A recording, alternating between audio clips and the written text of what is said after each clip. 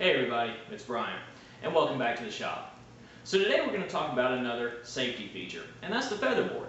Now, I'm sure everybody out there knows that a featherboard is designed to keep stock tight to a fence, whether that be the table saw fence, router fence, or even a bandsaw fence. Now, while it doesn't sound too exciting to make, it is a necessity.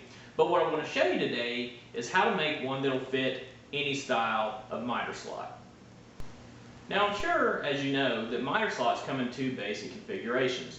And that's one that has a straight slot, basically like this one, or one that has a teed slot like this one here. Now, it's on most of your larger cabinet type table saws that have the T slot. Those are easy enough to make. You simply take a bolt, find one with the right width, and then you can simply use a wing nut on the top. Now, the problem is if you have a straight slot, like in mine, well, how do you attach something to that slot? There's nothing to bite onto. Well, that's what I'm going to show you how. Using some scrap from around the shop and some simple nuts and bolts from the hardware store, we're going to make our own. Okay, so step one is to figure out what dimensions do we want our featherboard to be.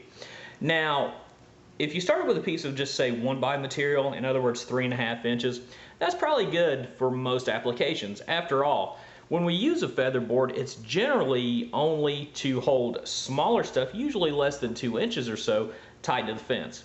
So 3.5 inches would probably give you plenty of support. Now, I'm going to go ahead and make it a little bit bigger. You might as well, because you never know what you're going to need it for on down the road.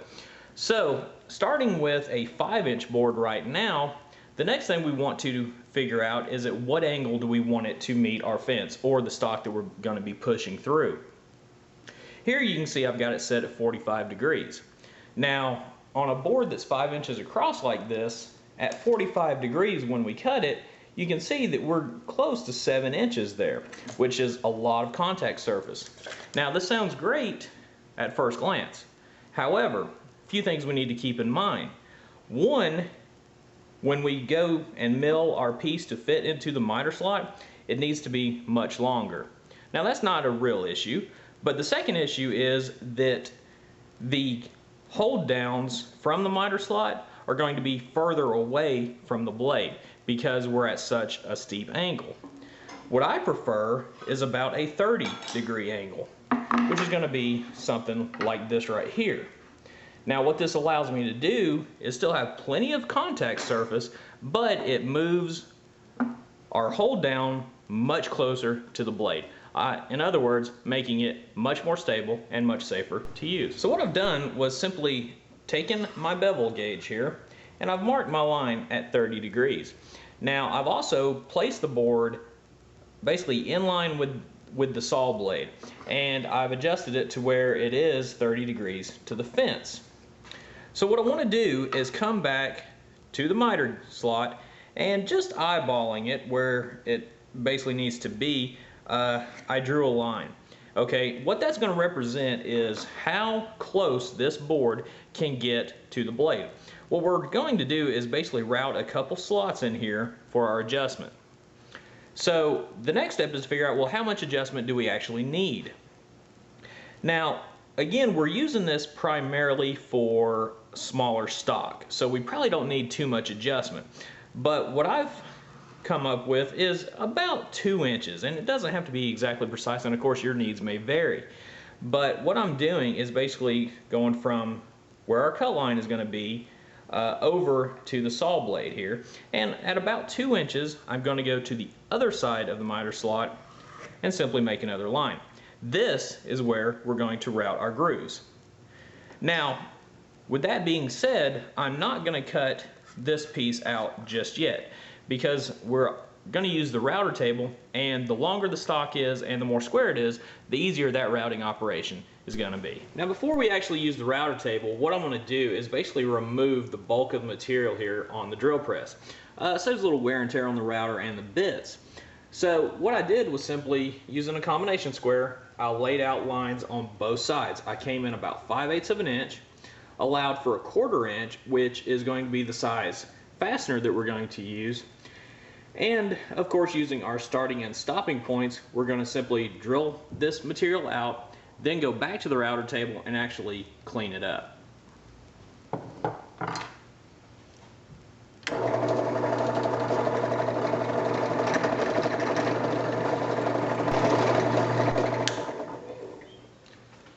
Now, as you can tell, I did put a fence in the back here, and that just speeds up the entire process. What it also allows me to do is, after doing one side, I can simply flip the board around and do the other side, and everything stays nice and symmetrical. So, with these holes now roughed out, it's back to the router table to clean them up. Okay, so with the router bit installed, we're ready to start cleaning up these holes here. Now, this router bit is actually not tall enough to go through 3/4 inch material in one pass, so I'm going to have to do it in 2 passes. So the procedure is to basically plunge it down, follow the fence till the end of it, and then back it off ever so slightly, and then we can raise it up. Now, I've got some guidelines on my fence that I've had actually for another bit, but it gives you a pretty good ballpark of where you're at. Now, so what we're going to do is, again, raise the bit up only about halfway because, again, the bit's not tall enough. So we'll make one pass, flip it around, and do this side, then we'll raise the bit and go all the way through the board, completing our cut. One other thing I did, instead of it being exactly centered within these holes, I bumped the fence over ever so slightly. And that's ultimately to give me just a little bit bigger than a 1/4 inch hole here. And using a 1/4 inch fastener, we want a little bit of play. So by moving the fence over, that's going to give us a little bit of wiggle room.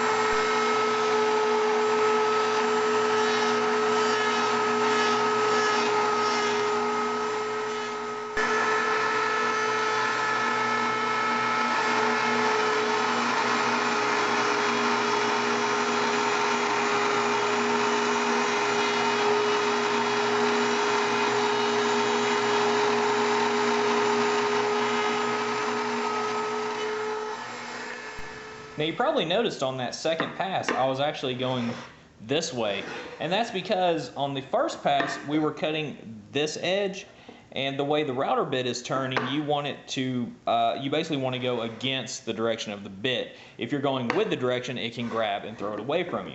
So when I move the fence over to clean up this other edge, the cutting edge is now facing that way. So again, we want to go against the grain, or excuse me, against the bit, and by going this way, it allows us to do that. So you may be asking yourself, well, why am I using a dimensional piece of lumber? Why not use a piece of plywood? After all, we use plywood anytime we make a jig or a fixture for any of the machinery around here. Well, that's a very good question.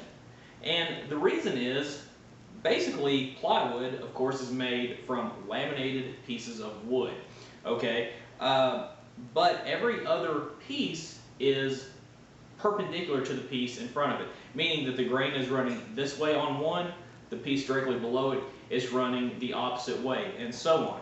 Now, this makes for a very stable, flat surface to make jigs and fixtures from, but that makes for a very weak featherboard. And let me show you what I'm talking about.